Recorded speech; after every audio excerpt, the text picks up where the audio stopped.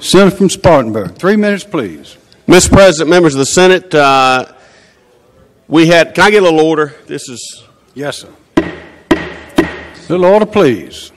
Members of the Senate, I heard our president sing a religious hymn, and then Friday night, I watched the White House be lit up in the abomination colors. It's time. We've got Amazing Grace. We've got people in the stands here of faith. It is time for the church to rise up. It's time for the state of South Carolina. Romans chapter 1 is clear. The Bible is clear. This nation was founded on Judeo-Christian principles, and they are under assault by men in black robes who were not elected by you. We better make a stand.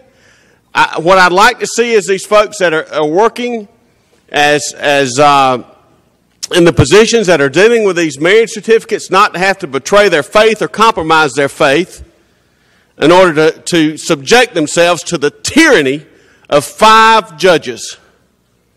So what we need to do is we need to debate this on the floor. Our governor called us in to deal with the flag that sits out front. Let's deal with the national sin that we face today. We talk about abortion, but this gay marriage thing, I believe we will be one nation gone under, like President Reagan said. If we're not one nation under God, we'll be one nation gone under. And to sanctify deviant behavior from 5 judges, it's time for us to make our stand, church. It's time to make our stand, and we're not doing it. We can rally together and talk about a flag all we want, but the devil is taking control of this land, and we're not stopping him. It's time to make our stand. Let South Carolina discuss it. If the state's got to get out of the business of marriage, then let's get out of the business of marriage, because we cannot succumb to what's being done to the future of this nation. Now, I believe that Christ teaches us to love the homosexual, but he also teaches us to stand in the gap against sin. And we need to make our stand.